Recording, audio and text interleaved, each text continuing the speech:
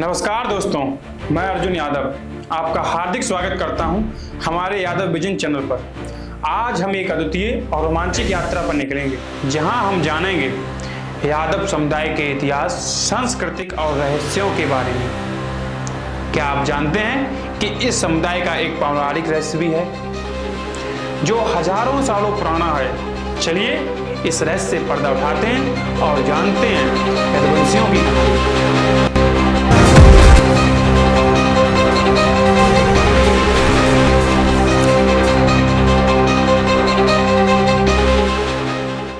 यदुवंशी वंश की स्थापना बहुत समय पहले भारत के प्राचीन भूमि में चंद्रवंशी वंश के प्रतिष्ठित राजा ययाति को एक दिव्य शाप का सामना करना पड़ा। ऋषि शुक्राचार्य ने उन्हें समय से पहले वृद्ध होने का श्राप दिया था।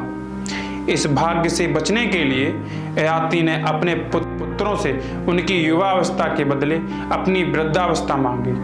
केवल उनके सबसे छोटे पुत्र पुरु ने इस प्रस्ताव को स्वीकार किया, जिससे ययाति ने अपने आशीर्वाद पुरु को दे दिया और उन्हें अपना उत्तराधिकारी बना दिया। लेकिन ययाति के सबसे बड़े पुत्र यदु ने अपने पिता के इस प्रस्ताव को ठुकरा दिया और अपनी स्वतंत्रता की रक्षा के लिए अपने राज्य से बाहर निकल गए।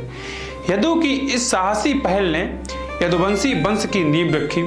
यदु ने एक नए राज्य की स्थापना की और अपने वंश को गौरव और सम्मान के साथ आगे बढ़ाया। वहीं से यदु के नाम से ही यदुवंश का नाम पड़ा। यदु के वंशजों में सबसे प्रसिद्ध और पूजनीय व्यक्ति भगवान कृष्ण थे।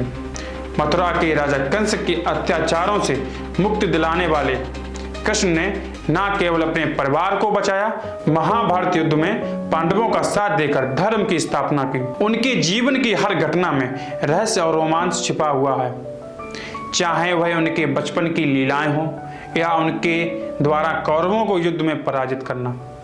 भगवान कृष्ण के जीवन में सबसे महत्वपूर्ण क्षण महाभारत युद्ध था।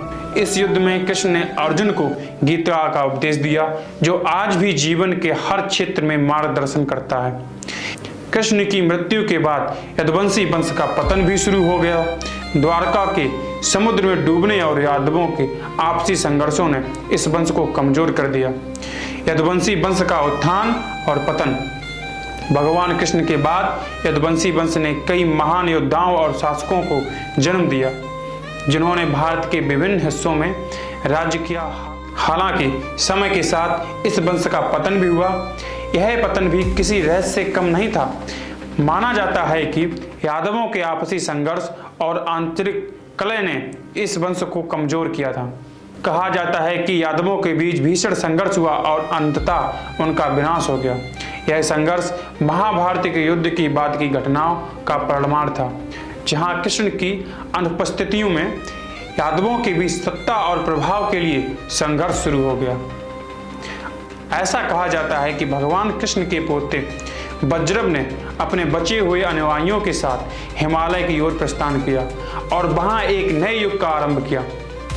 उनकी वंशज आज भी भारतीय उपमहाद्वीपों के विभिन्न हिस्सों में बसे हुए हैं और यदुवंशी गौरव को जीवित रखे हुए हैं।